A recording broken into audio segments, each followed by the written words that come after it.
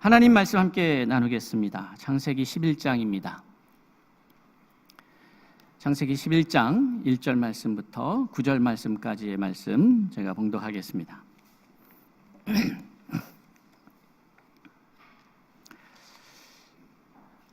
온 땅의 언어가 하나요, 말이 하나였더라. 이에 그들이 동방으로 옮기다가 신할 평지를 만나 거기 거류하며 서로 말하되 자 벽돌을 만들어 견고히 굽자 하고, 이에 벽돌로 돌을 대신하며 역청으로 진흙을 대신하고, 또 말하되 자 성읍과 탑을 건설하여 그 탑 꼭대기를 하늘에 닿게 하여 우리 이름을 내고 온 지면에 흩어짐을 면하자 하였더니, 여호와께서 사람들이 건설하는 그 성읍과 탑을 보려고 내려오셨더라.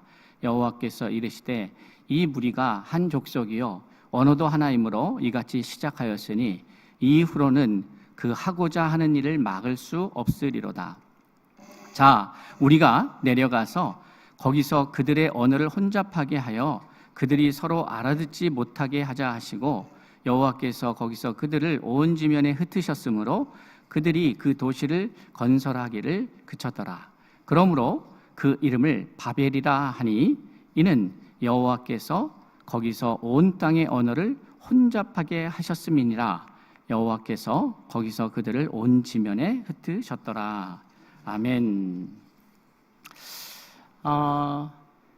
이 바벨탑 사건은 우리도 잘 알고, 또 꼭 기독교인이 아니더라도 다른 서적이나 영화나 다른 것들을 통해서 이렇게 접한 세상에 믿지 않는 분들도 이 바벨이라고 하는 것은 잘 알고 있는 것 같습니다.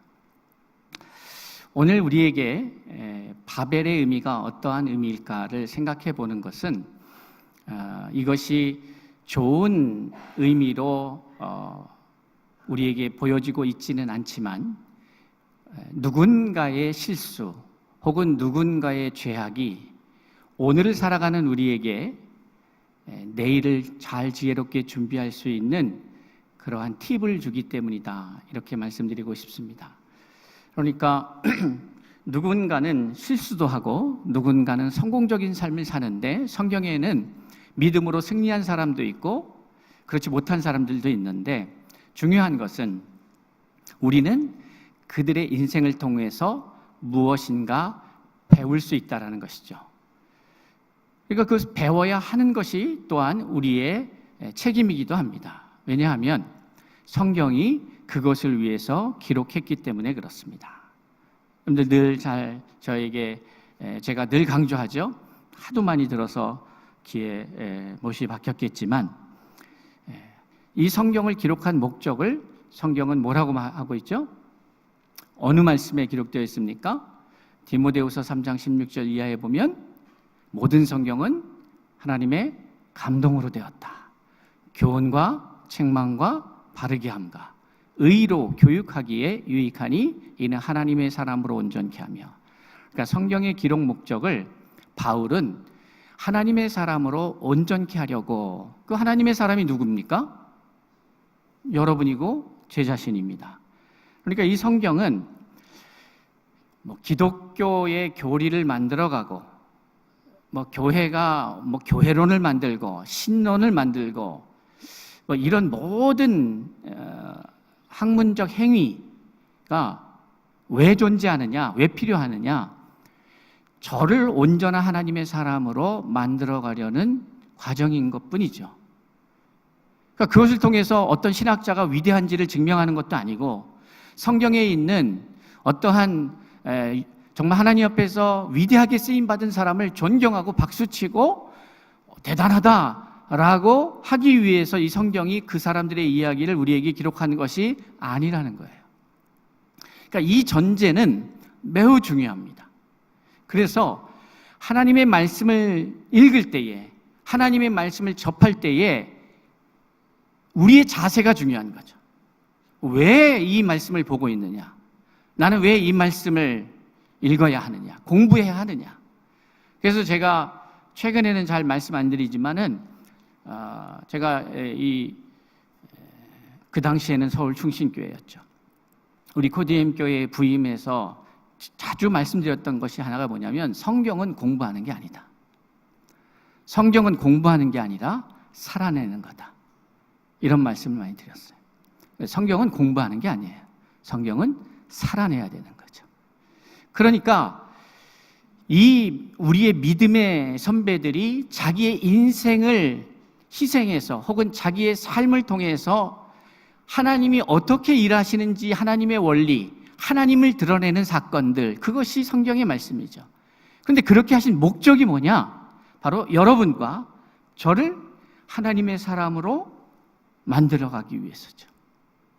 그러면 이 전제에는 어떤 전제가 있냐면 우리가 하나님의 사람이 아니었다라는 거예요. 우리는 죄인이었던 거죠. 로마서 3장에서 바울이 이야기하는 것처럼 모든 사람이 죄를 지어서 하나님의 영광에 이를 수가 없었다. 의인은 없나니 하나도 없다. 그것이 예수 그리스도가 오기 전까지의 이야기입니다. 그런데 이 땅에 의로운 사람이 존재하게 됩니다. 누구죠? 예수 그리스도죠.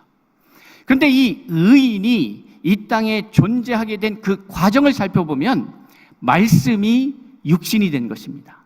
하나님의 말씀이 육신이 되었는데 이 말씀을 요한은 하나님이다 이렇게 말하고 있는 거예요. 그런데 사실 이것은 어려운 말이 아닙니다. 제가 지금 말을 하고 있는데 이 말이 저하고 달라서는 안 되는 거죠.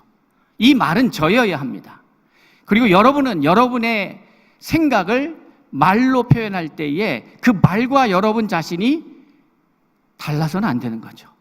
그 다른 것을 거짓되다 이렇게 말하는 거예요. 그런데 하나님은 거짓될 수 없으니 그 말과 하나님 자신은 일치할 수밖에 없습니다. 그리고 그 말이 육신이 되어 우리 가운데 거하신 분이 의인이에요. 그러니까 의인이 어떻게 해서 형성되느냐, 이 땅에 존재할 수 있느냐, 딱 한 가지 방법밖에 없어요. 말씀과 내가 하나 되는 것입니다. 그러면 말씀과 내가 하나 된다는 의미 속에는 하나님과 내가 하나 된다는 거예요. 그러니 하나님과 내가 하나됨을 계속해서 방해하고 부인하고 전제를 분리해서 하려고 하는 것은 누구의 작당이냐? 그것이 마귀의 작당입니다. 그래서 우리가 하나님의 말씀을 전할 때 이것은 글을 읽는 게 아니에요. 이것은 하나님을 만나는 거예요. 그리고 이 하나님이 문자로 만나지지만 나중에는 소리로 만나지고 그 이후에는 어떻게 돼요? 그 생명의 원천인 하나님과 내가 완전한 하나됨을 이루는 것을 영생이라 이렇게 표현하는 거예요. 그러니 영생은 어떠한 환경이 조성됨도 아니고 어떠한 특정한 시간에 시작되는 것도 아니고 내가 하나님과 완전히 하나됨을 이루는 순간이 영생의 시작이 되는 것이죠. 자, 그렇다면 오늘 우리는 이 바벨의 사건이 왜 중요한가? 이 바벨의 사건이 기록된 9장의 말씀을 보면 11장이죠. 그 앞에 어떤 일이 벌어집니까? 그 앞에 노아의 홍수의 사건이 일어납니다. 노아의 홍수의 사건 뒤에 이 바벨탑 사건이 일어나는 거예요. 그럼 이 노아의 홍수의 사건의 의미는 무엇일까? 노아의 홍수를 통해서 노아의 삶을 통해서 935년의 그 1000년 가까운 시간 속에서 노아라는 인물을 통해서 우리에게 던져지는 메시지는 그렇게 많지 않습니다. 바로 이 노아 홍수 사건이야말로 노아의 1000년의 이야기 중에서 결국 이 얘기만 남는 것 같이 느껴질 정도로 없어요. 그런데 이 노아의 이 사건은 노아의 인생에 있어서 매우 중요한 사건이었습니다. 그런데 이 노아의 사건이 일어나게 된 그 사전 배경이 뭐냐 봤더니 6장의 말씀으로부터 시작이 됩니다. 우리 함께 잠시 볼까요? 6장에 보면 사람이 1절에 사람이 땅 위에 번성하기 시작할 때에 라고 말하고 있습니다. 사람이 땅 위에 번성하기 시작할 때에. 여기에서 사람은 어떤 사람입니까? 창세기 1장과 2장에서 우리가 만나게 되는 사람이 아닙니다. 그러니까 창세기 1장과 2장에서 만나는 사람은 죄가 없는 상태의 사람입니다. 그런데 6장에서 만나고 있는 이 사람은 죄가 없는 상태가 아니라 그냥 뼛속까지 죄인인 존재예요. 그러면 이 죄인이 어떠한 삶을 살게 되느냐 보니까 번성에서 하나님의 아들들이 사람의 딸들의 아름다움을 보고 자기들이 좋아하는 모든 여자를 아내로 삼는지라. 이게 왜 중요하냐면요,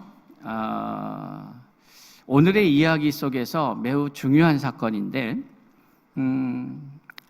우리가 잘 이제 하나님이 만드신 이 가정이라고 하는 것을 보면서 오늘 죄인들이 그 가정을 만들어가는 방식과 그 결과, 또 창세기 1장과 2장에 나타난 죄 없는 상태의 인간이 그 가정을 만들고 아름답게 그 삶을 영위하는 그 장면의 차이를 우리는 주목할 필요가 있습니다.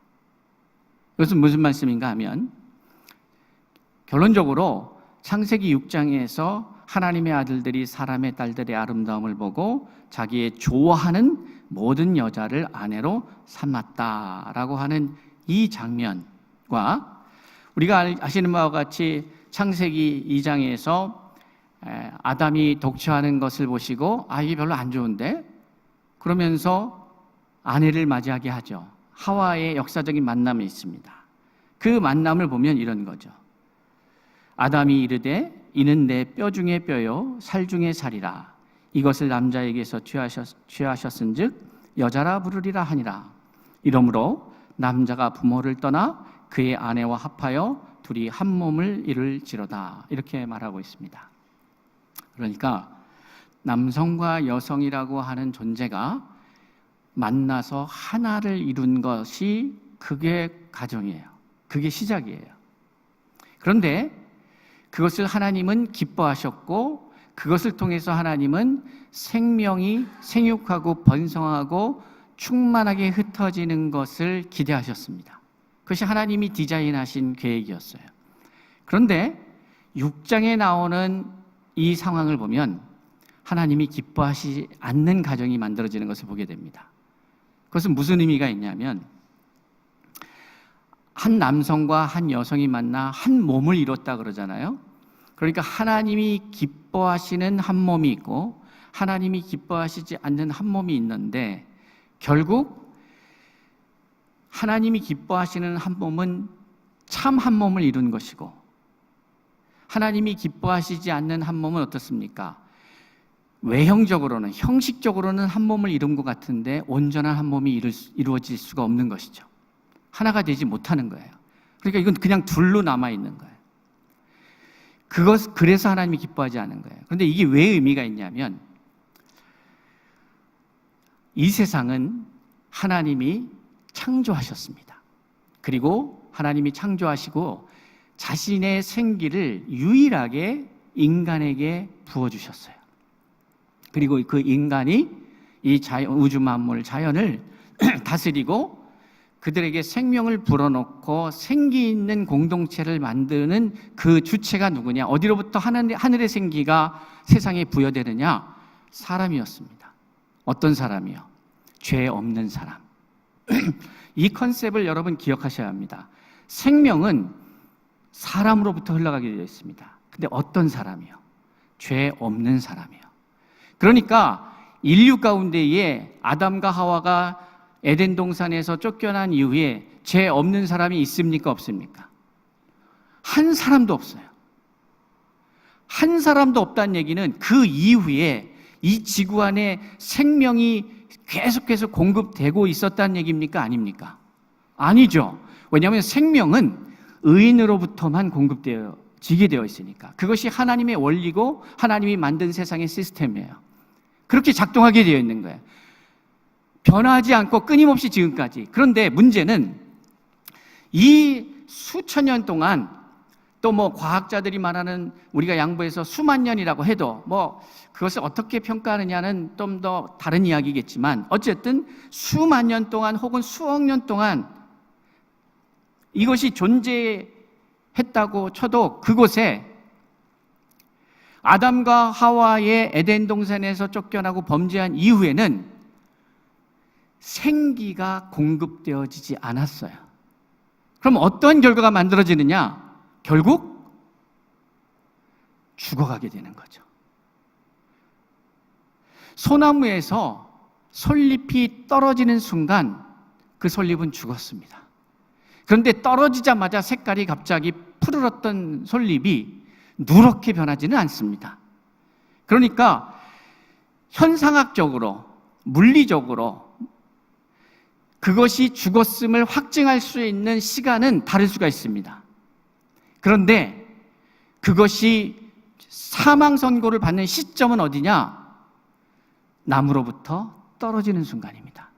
그러니까 생명의 공급처로부터 떨어지는 순간이 죽은 거예요. 그러니까 아담과 하와가 정령 죽으리라는 말씀이 있었으나 선악과를 따먹는 순간 죽지는 않습니다. 육체적으로는 그렇습니다. 그런데 생물학적으로 죽지는 않았지만 그러나 죽은 거였습니다. 왜요? 생기로부터 떨어졌기 때문에. 그러니 그것이 만들어내는 모든 것들은 다 무엇과 연관되느냐? 다 죽음과 연관되는 거예요. 이것을 성경이 이런 방식 저런 방식으로 설명하고 있는 거예요. 그런데 핵심은 뭐냐? 생기를 불어넣을 존재가 생기를 불어넣지 못하니까 어떤 일이 벌어지느냐? 생명체들이 다 죽어가게 돼 있는 거예요. 그래서 지구도 죽어가고 있는 거예요. 그러니까 이 지구가 살아날 수 있는 방법은 딱 한 가지 방법밖에 없어요. 어떤 방법이요? 생기를 불어넣는 사람들이 나타나게 되는 거죠. 그런데 그 생기를 불어넣는 사람은 어떻게 만들어지느냐? 그것은 생명을 받아야 만들어집니다. 그러니까 아담과 하와가 생기를 부여받기 전에는 어떠한 존재였어요? 그냥 물질적 존재였어요. 뭐 그것을 진흙으로 빚어서 뭐 이렇게 말하기 하지만 어쨌든 물질적 존재였어요. 그런데 하나님이 그 코에 생기를 불어넣으니 생명이 되었다라고 말하고 있어요. 살아있는 존재가 되었어요. 근데 사실 하나님은 살아있는 존재를 만든 것이 아니라 살려주는 존재를 만든 거예요. 그런데 아담이 타락하니까 어떤 일이 벌어지느냐? 생기가 나오는 것이 아니라 사기가 나오기 시작하는 거죠. 그러니까 죽음의 에너지가 나오는 거예요.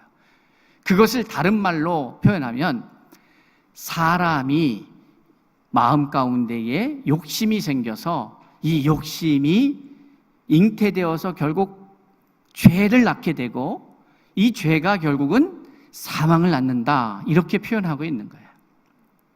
자, 이것이 왜 중요하냐? 이것이 왜 중요하냐? 오늘 이 바벨탑 사건을 가만히 보면 하나님과 인간이 완전한, 그러니까 인간의 입장에서 그렇습니다.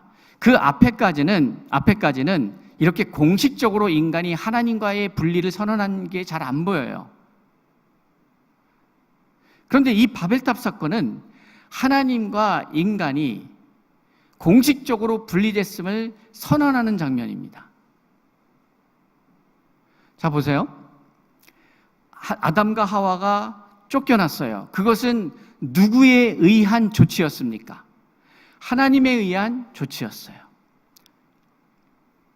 물론 그것을 제공한 것은 인간이었으나 하나님이 그들을 내보내셨다. 이렇게 표현하고 있는 거죠. 거기도 사실은 좀 더 깊이 들어가면 할 말이 많지만 일단 그렇게 해서 정리를 하고 분리되었다 이 말이에요. 하나님의 말씀에 의해서. 그런데 그러다 보니까 그 중간에 3장 이후에 여러 가지 이야기들이 나옵니다. 하나님에 의해서 하나님과 분리되지 않은 상태, 하나님과 하나 된 상태. 여러분, 하나님의 형상으로 사람을 만들었어요. 그러니까 그것은 하나님과 하나 된 상태입니다. 하나님과 하나 된 상태예요. 우리가 그리스도 안에서 하나 됐다는 의미가 뭡니까? 각자 물질적으로는 다른 모습, 남성, 여성, 아이, 어른 등등의 각기 다른 객체로 존재하고 있으나 우리가 하나 됐다라는 말은 뭐냐면 우리의 영이 하나의 영이다, 이 말이에요. 그러니까 분리되었다라고 하는 것은 같은 영이 아니라는 얘기예요. 이게 대단히 중요한 거죠. 그런데 하나님과 분리되면서 어떠한 사건이 일어나느냐, 어떠한 이제 생태계의 변화가 일어나냐, 하나 됐을 때에는 그 모든 것을, 창세기 1장 31절입니다. 하나님이 그 지으신 모든 것을 보시기에 심히 좋았다, 이 결론이었어요. 그러니까 인간과 하나님이 분리되지 않은 그 하나된 온전한 하나님의 영으로 가득 찬 하나된 존재였을 때에는 이 모든 것이 아름답게 보였습니다. 그런데 분리되는 순간 어떤 일이 벌어지느냐? 저주를 받기 시작해요. 창세기 3장에서 우리는 매우 중요한 메시지를 접하게 됩니다. 자, 보십시오. 17절에 보면 아담에게 이르시되 내가 내 아내의 말을 듣고 내가 내게 먹지 말라 한 나무의 열매를 먹었은즉 땅은 너로 말미암아 저주를 받고, 이렇게 말하고 있습니다. 땅이 저주를 받게 됩니다. 제가 늘 말씀드리지만 땅이 무슨 죄가 있습니까? 땅은 잘못한 게 아무것도 없어요. 그런데 왜 땅이 저주를 받습니까? 그것은 지금 이런 식으로 모세의 이해 속에서는 이렇게 표현될 수밖에 없는 한계가 있어요. 그런데 중요한 것은 결론적으로 뭐냐면 하나님이 만든 시스템은 사람에 의해서 땅이 저주받기도 하지만 사람에 의해서 땅이 축복받기도 하는 거예요. 그러니까 원래대로라면 사람 때문에 모든 생물들과 땅이 복을 받게 되어 있었던 거예요. 그렇게 만드신 거예요.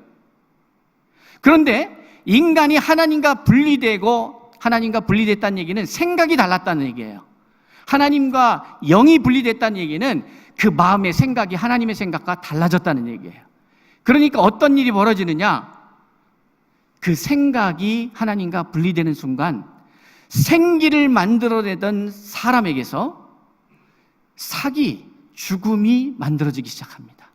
그러면서 사람이 만지고 만나지는 모든 것들이 죽어가기 시작합니다. 그래서 그 결과 지구가 죽어가게 되는 것이죠. 도대체 왜 주일날 오전에 이런 얘기를 듣고 있어야 하나 하는 표정인 거는 제가 이해할 수 있습니다.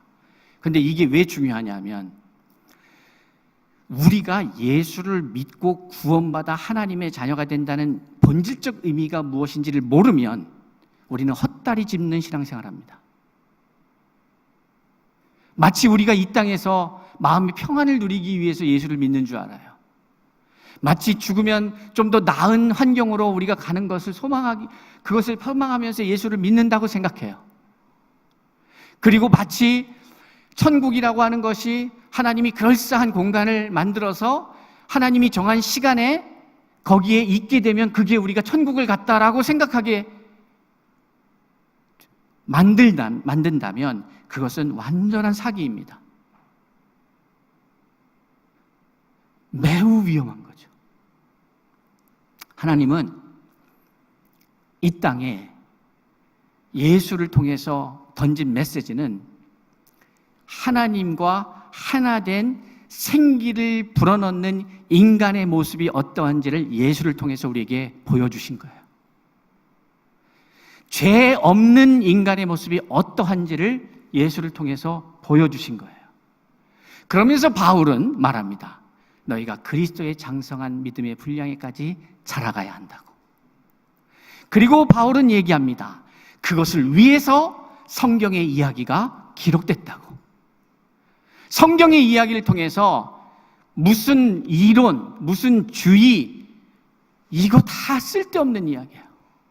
성경의 기록 목적은 여러분이 하나님의 온전한 사람, 그것을 이루는 거예요. 하나님의 온전한 사람이 되는 방법은 단 하나의 방법밖에 없습니다. 그것은 하나님과 내가 완전한 일체를 이루는 거죠. 그런데 하나님과 내가 완전한 일체를 이룰 수 있습니까? 없습니까? 있습니다. 물질은 하나가 되기가 어려워요. 각자가 정형화된 자기가 있기 때문에. 그런데 하나님은 형태가 없으세요.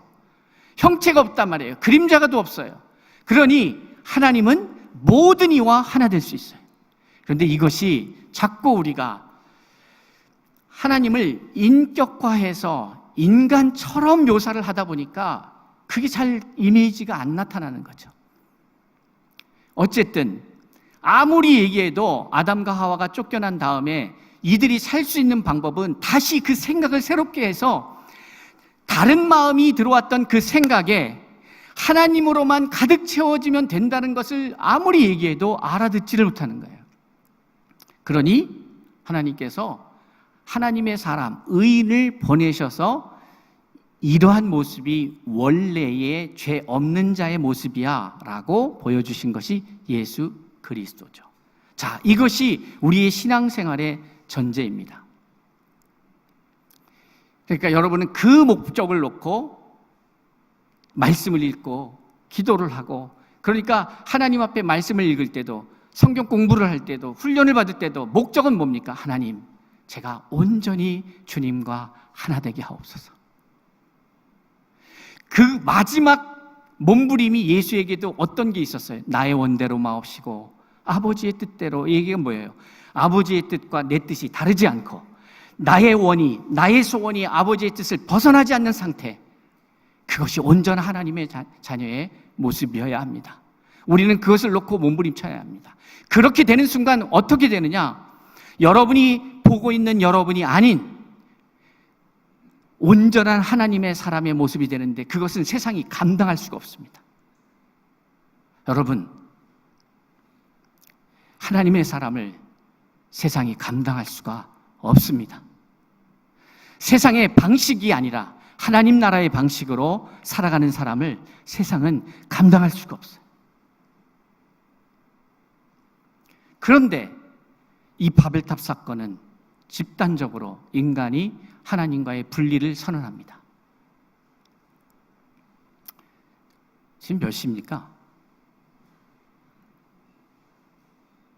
저거 시계를 좀 바꿔주세요. 네, 그래서 제가 잘 알잖아요. 흥분하면 시간 가는 줄 모르고 얘기하니까 그건 여러분한테 피해가 가기 때문에. 지금 몇 시? 네? 11시 50분. 좀 넘어가면 길어진다 싶으면 사인을 주세요. 네. 그러면 제가 눈으로 찍을 테니까. 여러분, 저는요, 제가 목회를 하고 있고 목사로서 일을 하고 있고 이런 일을 하지만 제 목표는 하나예요. 나는 예수와 같은 자가 되겠다. 저는 기독교인을 만드는 게, 여러분을 기독교인 충성된 교회의 일꾼을 만드는 게 목적이 아닙니다. 제 존재 이유는, 제 사역의 이유는 여러분이 참 하나님의 사람이 되는 거예요. 하나님을 의존하는 사람이 아니라 하나님과 하나 된 사람. 그런데 이 바벨탑 사건을 보면 노아의 사건이 일어나는 것은 창세기 6장에서 5절에 보니까 여호와께서 사람의 죄악이 세상에 가득함과 그의 마음으로 생각하는 모든 계획이 항상 악할 뿐임을 보시고 땅 위에 사람 지으셨음을 한탄하여사 마음에 근심하시고, 이렇게 생각합니다. 그러니까 창세기 1장 31절에서는 사람을 통하여 생기가 부여되고 온 이 생태계가 하늘의 풍성한 생명력으로 가득한 걸 보면서 거기에는 항상 무엇이 따라요? 이 생명의 기운에게는 반드시 함께 가는 게 있어요. 희락이에요.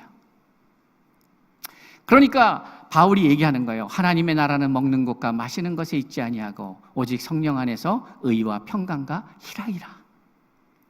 하나님의 나라는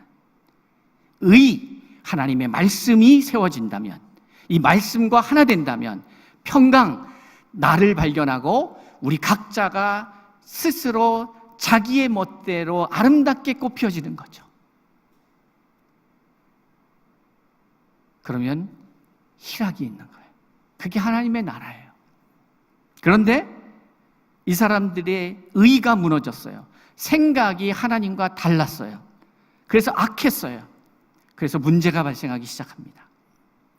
그러니까 하나님께서 다 쓸어버리겠다고 생각한 거예요. 어이구, 다 쓸어버리겠다고 생각한 거예요.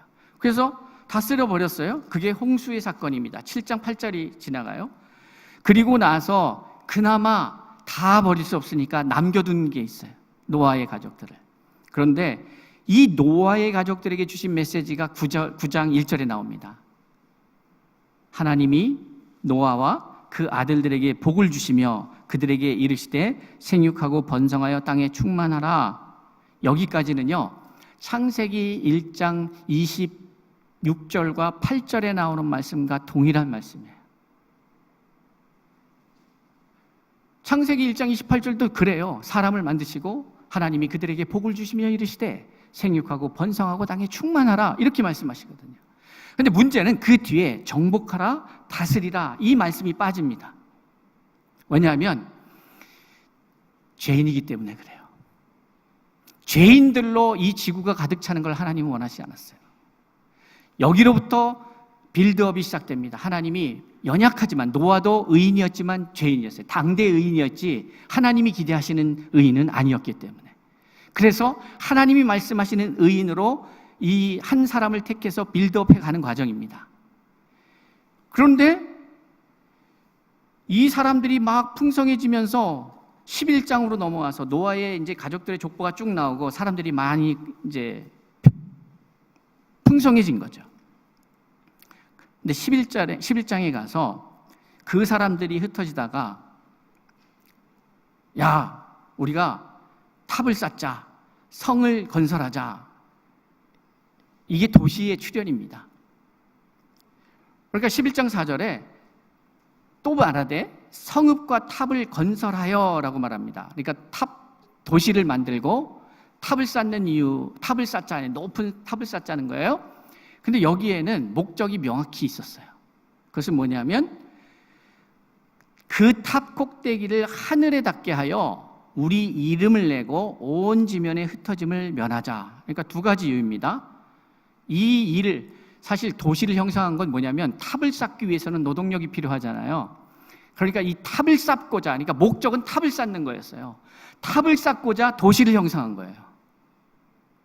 노동력을 확보한 거예요. 그런데 탑을 쌓는 목적은 뭐냐면 우리의 이름을 내는 거였어요. 그리고 또 하나는 뭐냐면 흩어짐을 모면하는 거였어요. 자, 여기서 우리가 우리의 이름을 내고 이렇게 말을 해요. 여러분, 여기에 전제는 뭡니까? 하나님은 하나님의 사람, 아담과 하와가 범죄하면서 사람들과 하나님이 분리됩니다. 그러니까 하나님이 격리시킨 거예요. 분리시킨 거예요. 왜? 함께 할 수가 없으니까. 분리된 거예요. 그런데 지금, 그러니까 아주 좀 더 이 사람 입장에서는 섭섭할 만한, 쫓겨난 거예요. 쫓겨났는데 쫓겨난 이유가 있을 거 아니에요. 그럼 그 쫓겨난 이유가 해결되지 않는 이상 다시 돌아올 수는 없는 거예요. 그렇잖아요? 그런데 이 사람들은 쫓겨났을 때보다 더 악하여져서 한번 멸망을 받았어요. 그런데 또 사람들이 이게 죄인들이기 때문에 여전히 똑같아지는 거예요.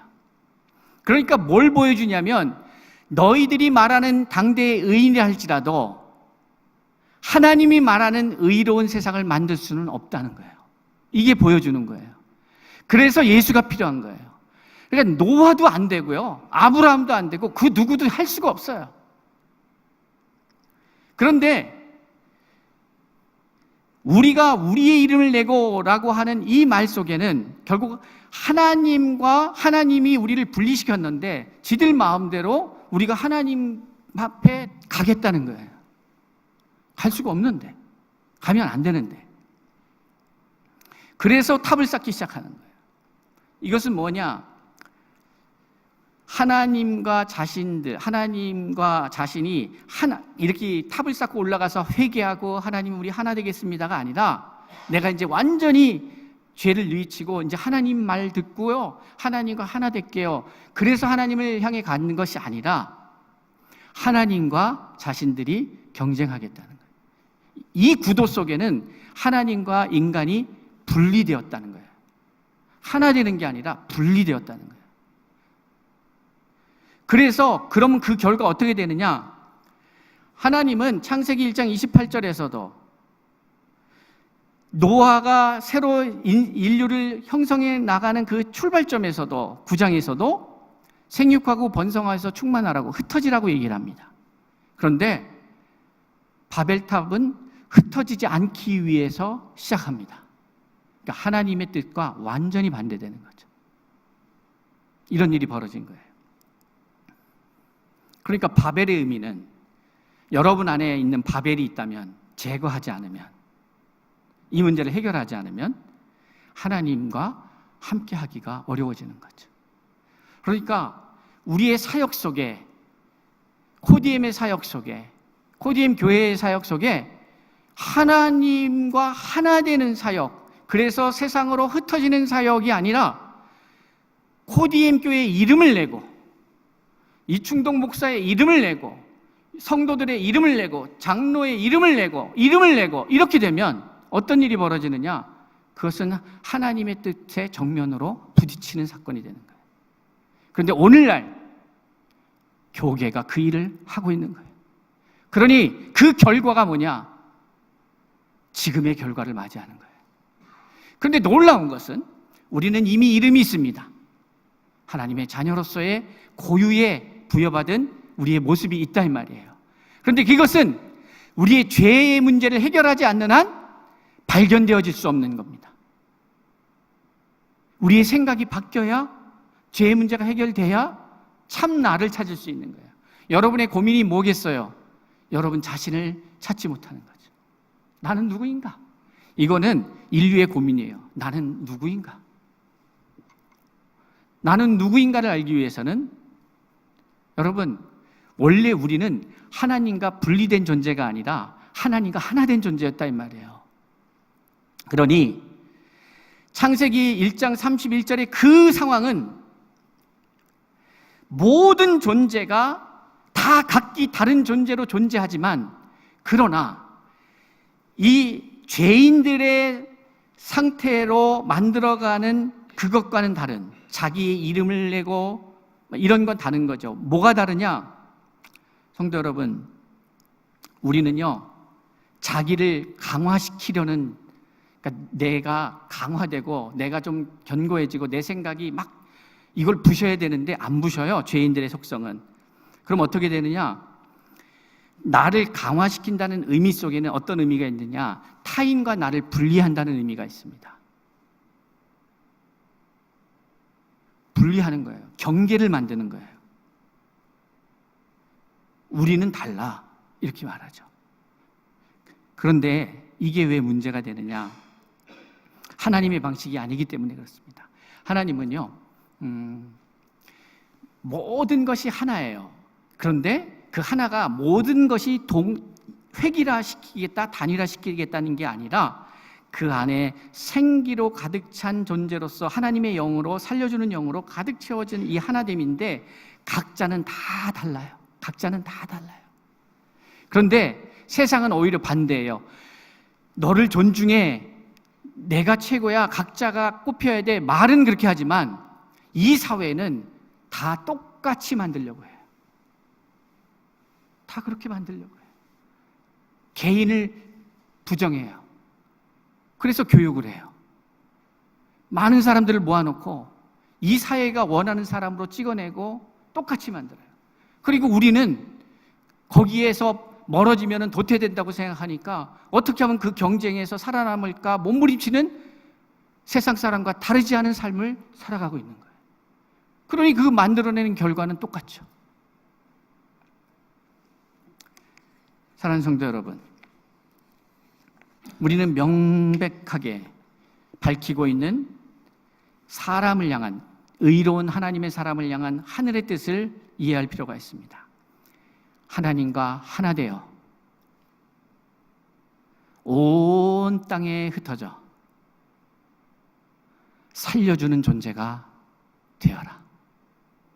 그런데 누구는 김씨고 이씨고 박씨고 최씨고 등등 각자의 하나님이 만드신 모습대로 아름답고 다양하게 존재해라. 그것을 모시고 너무나도 아름다운 거죠. 그러니까 하나님의 나라에서는 서로가 보면서 상대방이 다르다는 것은 너무 잘 알아요. 그런데 이 다름이 나하고 다르다는 사실, 저렇게도 생겼네? 저런 모습이 있네? 그런데 그것이 나와 분리하고 나와 차별하고, 그래서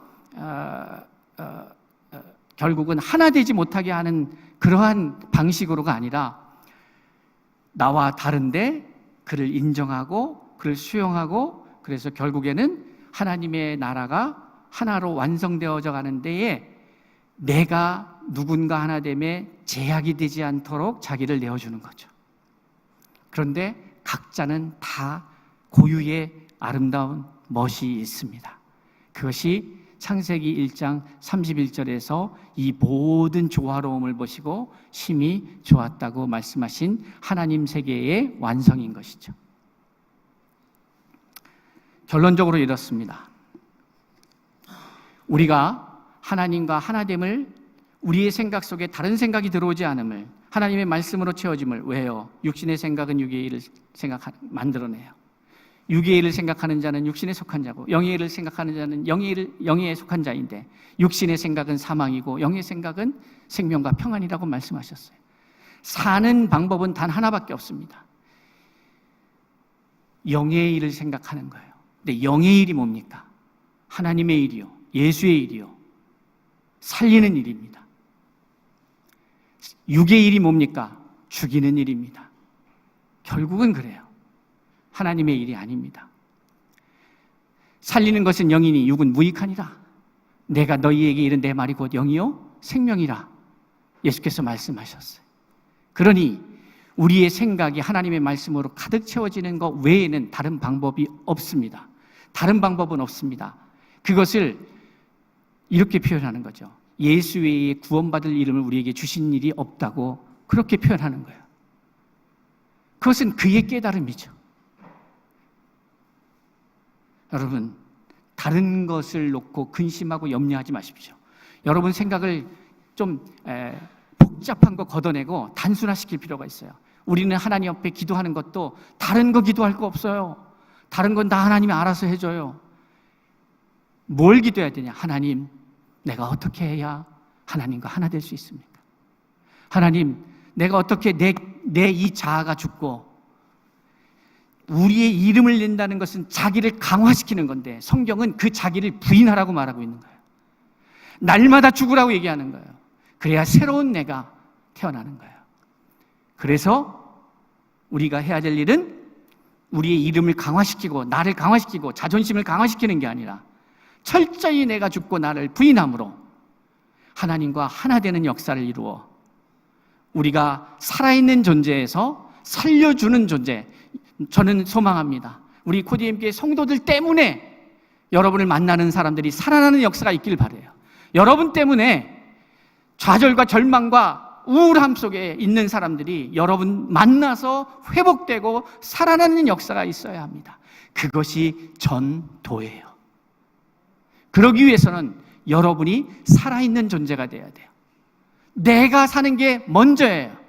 내가 살기 위해서는 십자가와 함께 죽어야 해요. 죽어야 될 내가 있고 살아나게 되는 내가 있는 거예요.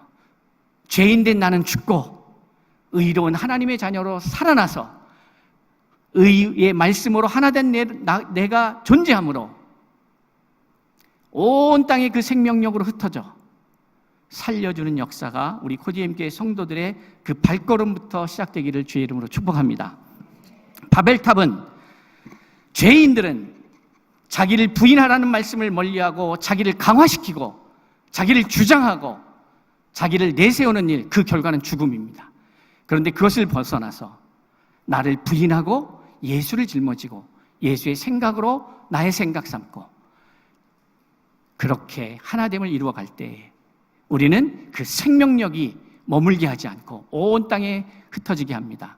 왜 안 흩어지려고 하는 줄 아세요? 불안감 때문이에요. 안정감을 찾으려고 모여 있는 거예요.